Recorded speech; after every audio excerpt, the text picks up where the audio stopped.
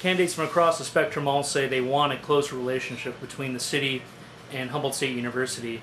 But aside from a committee that occasionally meets with the city folks and university administration, we really don't see certainly a lot of student involvement in any of these city committees or otherwise in the city government process.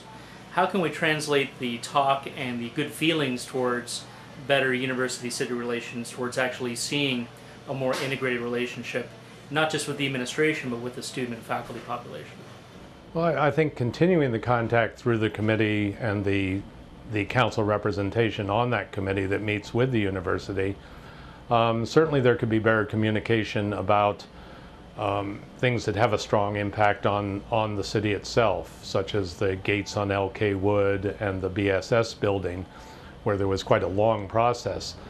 It's kind of unfortunate that the state has total power to do what they want. The state of California and the university system can do exactly what they want within their area. So it is good to have communication open, and in terms of student participation, I would love to see more student participation, and there has been in the past. And I challenge students to come forward and participate, because they're, you know, I talk to students a lot.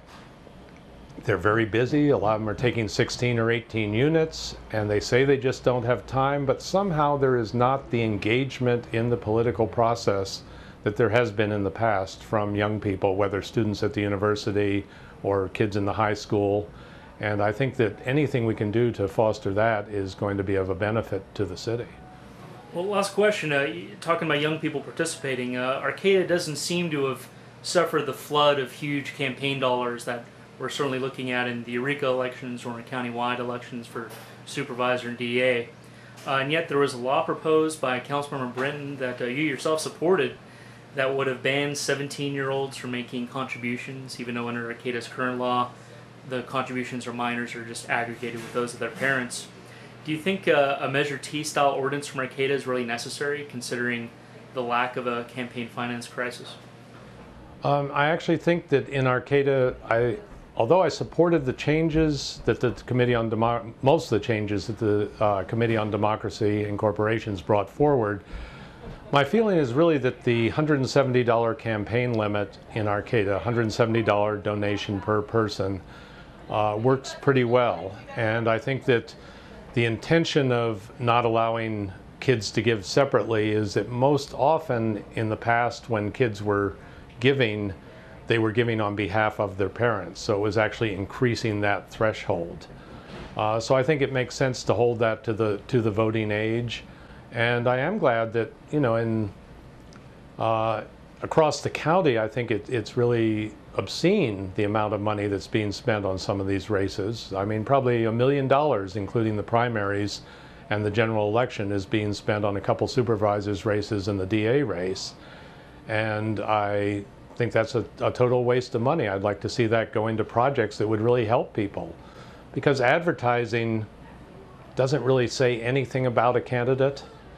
It's really just a puff piece. And you know, I think discussions like this, debates, I think that the media could help a lot by, instead of raking in the dollars for advertisements, by encouraging public forums and debates would be a much better way to spend it. We're lucky in Arcata. I mean, they're spending several dollars per registered voter in the county on these elections. In Arcata, with about 10,000 registered voters, I wouldn't expect to spend more than 50 cents per voter. So I think that's partly a result of good sense and also a result of the campaign cap. Well, is there anything else you'd like to say to the voters as they head to the polls on November 2nd?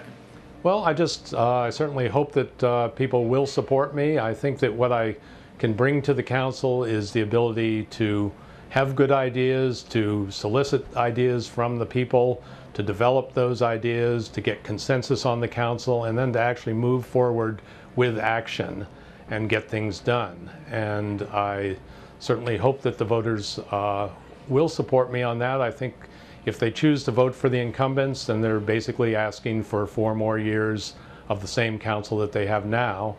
And I think we're due for a little more looking to the future, and I think that I can provide that, and I would thank the voters for their vote. All right, Dave Meserve, thanks so much for your time. Thank you.